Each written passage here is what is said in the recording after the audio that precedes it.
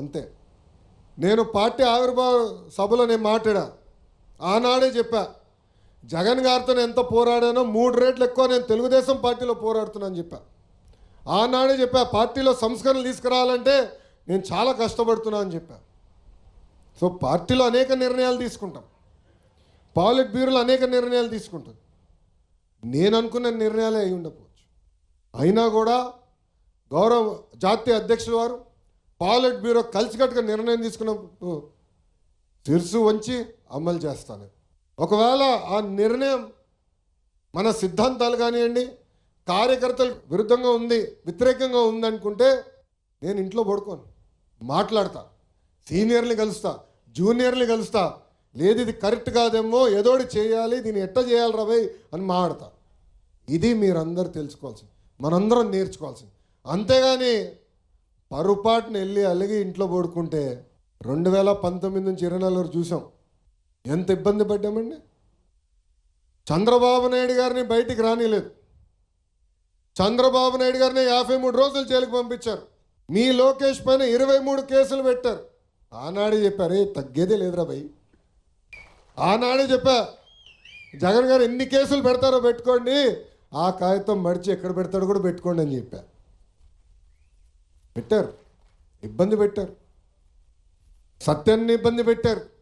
పల్లన్న ఏకంగా commercial complex ఉంటే గాజువాకలో బుల్డోజర్లు పెట్టి కొట్టేశారు. అయినా ఎక్కడ పోలా. సమస్యలు ఉంటాయి. మన ఇల్లు 5 మంది మేము దేవాంశ్ కూడా కలిసి, నేను అనుకుంది ప్రతి దేవాంశ్ చేస్తాడా? మీరే చెప్పండి. ఈరోజు పిల్లలు వింటారు అంత ఈజీగా. అయినా ఈ సందర్భంగా 2 సార్లు నేను మాడతా. అదేవిధంగా బాబు గారితో నేను మాడతాను. అమ్మతో యుద్ధం కూడా చేస్తాలే, అమ్మే కదా, పర్లేదు చేస్తా. ఎందుకంటే అంతా చర్చించాలి, మాట్లాడాలి. సో నేను కూడా ఇక్కడ ఉన్న కార్యకర్తలు కోరేది అదే. ఏదో అయిపోయిందని మనం అధైర్యపడతాం కాదు, ఏదో అయిపోయిందని ఇంట్లో పడుకుంటాం కాదు. నమ్ముకున్న దానికోసం మాట్లాడాలి, చర్చించాలి. జాతీయ అధ్యక్షుల వారు పార్టీ ఆఫీస్లో ఉంటారు, నేను ఉంటాను, ప్రజా దర్బారు పెడుతున్నా, కలుస్తా, సమస్యలు పరిష్కరించే బాధ్యత మేము తీసుకుంటాం. ఎస్, మన నియోజకవర్గంలో ప్రత్యేకమైన పరిస్థితులు, అందుకే పార్టీ అబ్జర్వర్ని 2 వేశారు. ఈరోజు అబ్జర్వర్స్ ఆధ్వర్యంలో కమిటీలు వేసుకుందాం, ఇతర కార్యక్రమాలు చేసుకుని ముందరికి వెళ్దాం. మీరు ఎవరికి సందేహాలు అవసరంలా, ఎవరికి డౌట్ అవసరంలా. ప్రతి విషయం గౌరవ ముఖ్యమంత్రి చంద్రబాబు నాయుడు గారికి తెలుసు. ప్రతి నెల ఆయన ప్రతి నియోజకవర్గం రివ్యూ చేస్తున్నారు. ప్రతి నెల ప్రతి మంత్రిని గౌరవ ముఖ్యమంత్రి గారు లంచ్ పెట్టి కలుస్తున్నారు, భోజనం పెట్టి కలుస్తున్నారు. నేను అనగాని సత్యప్రసాద్ గారు కలిసినప్పుడు ఆయన కిందున్న నియోజకవర్గాల వారిగా చదివింపించారు, ఏం జరుగుతుంది, ఇక్కడ ఏం చేయాలి, అక్కడ ఏం చేయాలని. గౌరవ ముఖ్యమంత్రి గారు ఏదో అక్కడ ఉన్నారు, ఆయన తెలియదు అనుకుంటాం, చాలా పొరపాటు. ఈరోజు చంద్రబాబు నాయుడు గారు జిల్లాకి వెళ్ళినప్పుడు, ఆ నియోజకవర్గం వెళ్ళినప్పుడు కూడా కార్యకర్తలు సమావేశం పెట్టుకుంటున్నారు. కార్యకర్తలతో మాట్లాడిన తర్వాతనే మళ్ళీ తిరిగి అమరావతి కూడా వస్తాం జరుగుతుంది. ఇది దయచేసి ఇక్కడున్న కార్యకర్తలు అందరూ గుర్తుపెట్టుకోవాలని నేను మిమ్మల్ని అందరూ కోరుకుంటున్నాను. కలిసి మాట్లాడదాం, మన సమస్యలు మనం పరిష్కరించుకుందాం. అలక మనకు వద్దు, ఆ జబ్బుకి పర్మనెంట్ రేడియేషన్ ఇవ్వాలి మనం. అది ఈ రోజు నుంచి మొదలు పెట్టండి అని మిమ్మల్ని అందరినీ నేను కోరుకుంటున్నాను. ఇంకో పక్కన మనకి మహానాడు కార్యక్రమం కూడా వస్తుంది, పవిత్రమైన కార్యక్రమం దానికి. దాని తర్వాత కడపలోనే బహిరంగ సభ కూడా ఏర్పాటు చేసుకుంటున్నాం.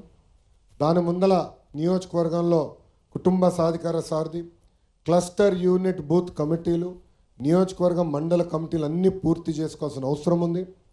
అది అయిన తర్వాతనే పార్లమెంట్ కమిటీలు, రాష్ట్ర కమిటీ మనం ఏర్పాటు చేసుకుంటాం జరుగుతుంది. మహానాడు లోపల పూర్తి చేయాలనేది గౌరవ జాతీయ అధ్యక్షుల వారు, రాష్ట్ర అధ్యక్షుల వారు పల్లా శ్రీనివాస్ గారు మనందరికీ ఆదేశాలు జారీ చేస్తాం జరిగింది. మనందరం సహేతుగా పనిచేసి ఇది పూర్తి చేయాలని ఇక్కడ ఉన్న కార్యకర్తలందరినీ, నాయకులు నేను కోరుతాం జరుగుతుంది. మనందరం కలిసికట్టుగా పనిచేయాలి, కలిసికట్టుగా ముందరికెళ్ళాలి. ఇంకో పక్కన మనకి మిత్రపక్షాలు, జనసేన పార్టీ అయి ఉండొచ్చు, భారతీయ జనతా పార్టీ కూడా అయి ఉండొచ్చు. ఆనాడే చెప్పాం, రాష్ట్రం కోసం కేంద్రంలో మనం భాగస్వామ్యం అవుతున్నాం, రాష్ట్రం కోసం ఎన్డీఏలో మనం చేరుతున్నాం, రాష్ట్ర ప్రయోజనాల కోసమే మనం కూటమిలోకి వెళ్తున్నామని గౌరవ ముఖ్యమంత్రి గారు కూడా చెప్తాం జరిగింది. దాంట్లో భాగంగా మీరు చూస్తే ఆంధ్ర రాష్ట్ర ప్రజలు కోరిన అన్ని కోరికలు ఈరోజు కేంద్ర ప్రభుత్వం ప్రత్యేకంగా మన గౌరవ ప్రధానమంత్రి గారు నమో గారు కోరికలన్నీ తీర్చడం జరుగుతుంది. మీరు ఒక పక్కన చూస్తున్నారు, భారతదేశం వ్యాప్తంగా ఉక్కు ఫ్యాక్టరీలన్నీ ప్రైవేటీకరణ జరుగుతున్నాయి. కానీ ఆంధ్రులు అడిగినందుకు విశాఖ ఉక్కు ఫ్యాక్టరీ ప్రైవేటీకరణ జరగకుండా చేస్తున్నారు. అమరావతి మీద చాలామందికి అపోహలు ఉంటే మొన్న ప్రధానమంత్రి గారు వచ్చి అపోహలన్నీ తొలగించేశారు. మనం కడుతున్నాం, మనమే అమరావతి కడుతున్నాం అని తెలుగు భాషలో నమో గారు చెప్తాను జరిగింది. ఇంకో పక్కన పవన్ అన్న కూడా పంచాయతీరాజ్ గ్రామీణాభివృద్ధి శాఖ మంత్రిగా ఒక విప్లవం తీసుకురావాలి, కార్యక్రమాలు చేయాలి. ప్రతి గడపకి ఏదైతే హామీ ఇచ్చామో, కుళాయి ద్వారా నీరు అందిస్తామని చెప్పామో ఆ హామీ నిలబెట్టుకోవాలని అన్న ఒక పక్కన పనిచేస్తున్నారు.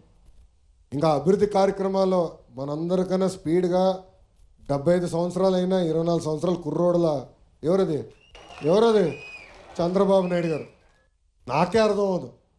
మన లెక్క తీస్తే 2 వారాల్లో 14 ప్రోగ్రాములు చేశాడండి ఆయన. అవుట్డోర్ బయటికి వెళ్ళి, అంటే 14 రోజుల్లో 14 ప్రోగ్రాములు చేశాడు ఆయన. క్యాబినెట్లో కూర్చొని అనుకుంటాండే ఈ స్పీడ్ ఆగదురా భయ్, మనం పరిగెత్తాల్సిందే ఇంకని అనుకుంటాం. చంద్రబాబు నాయుడు గారు మన కోసం, మన పిల్లల భవిష్యత్తు కోసం కష్టపడుతున్నారు. 75 సంవత్సరాలైన వయోభారం ఎక్కడ కంపడకుండా ఆయన ఈరోజు రాష్ట్రం కోసం, ప్రజల కోసం, కార్యకర్తల కోసం కష్టపడుతున్నారు. అందుకే ఆయనకు అండగా నిలబడాలి, కలిసికట్టుగా ముందరికి వెళ్ళాలని మిమ్మల్ని అందరూ నేను కోరుకుంటూ, నాకు ఇంత అద్భుతమైన అవకాశం ఇచ్చిన కార్యకర్తలందరికీ పేరు పేరున హృదయపూర్వక ధన్యవాదాలు తెలుపుకుంటూ, నాకు ఆనాడు బాగా గుర్తుంది, సత్యవేడి నియోజకవర్గంలో పాదయాత్ర చేసినప్పుడు కూడా పోలీసులు ఎలా ఇబ్బంది పెట్టారో మనందరూ గుర్తుంది. గురించి స్టూల్ బిక్కుని వెళ్ళిపోయారు. స్వామి ఇక్కడనే మా భాష ఉండాలి, ఎక్కడున్నా భాష ఒక చేయి పైకెత్తు. భాషని ఏకంగా ఆనాడు నా సౌండ్ బాక్స్ పట్టుకున్నాడు, స్పీకర్ పట్టుకున్నాడు. నేను మైక్ పట్టుకుని మాట్లాడుతుంటే ఏకంగా భాషని కొట్టారు. ఈరోజు అదే పోలీస్ సోదరులు మనకు సెల్యూట్ కొడుతున్నారు. అదే ప్రజాస్వామ్యం గొప్పతనం. సెల్యూట్ కడుతున్నారని మాయలో పడకూడదండి, అది గుర్తుపెట్టుకోవాలి. నేను ఈరోజు ల్యాండ్ అయిన తర్వాత అన్నకు ఫోన్ చేసి చెప్పిన కారులో ఉంటే, అన్న ఎస్పీ గారికి ఫోన్ చేసి చెప్పండి, ఇంతమంది భద్రతా సిబ్బంది నాకు అవసరం లేదులే స్వామి. పాదయాత్రలోనే ఎవడేం చేయలేదు, అప్పుడు ఎవరు ఇవ్వలేదు, నాకు ఎవడేం చేయలేదు, ఇమ్మీడియట్గా చెప్పండి ఎస్పీ గారికి, వాళ్ళు రిటర్న్ చేయమని హాయిగా ప్రశాంతంగా కార్యకర్తలు నన్ను కలవనియండి, నా కార్యక్రమం నన్ను చేయనియండి అని చెప్తాం జరిగింది. అది మనం మర్చిపోకూడదు. అధికారంలో ఉంటూ ప్రతిపక్షంలో ఉన్నట్టు వ్యవహరించాలి. ప్రజలకి దగ్గర అవ్వాలి, ప్రజల సమస్యలు తెలుసుకోవాలి, ప్రజల సమస్యలు పరిష్కరించే వరకు మనం పోరాడాలి. తేలిగ్గా అన్నీ రావండి. ఈరోజు విద్యాశాఖ మంత్రిగా అనేక కార్యక్రమాలు చేస్తున్నా, సంస్కరణలు తీసుకొస్తున్నా, సంఘాలతో చర్చిస్తున్నా, అన్నీ అయిన తర్వాత మనం చేయగలుగుతున్నాం. సో మనందరం అనుకున్న దానికి మాట్లాడాలి, చర్చించాలి, అప్పుడే సాధించగలుగుతామని మీ అందరూ తెలుపుకుంటూ, నాకు ఇంత అద్భుతమైన అవకాశం ఇచ్చిన తెలుగుదేశం పార్టీ కార్యకర్తలందరికీ పేరు పేరున నా హృదయపూర్వక ధన్యవాదాలు తెలుపుకుంటూ థ్యాంక్ యూ.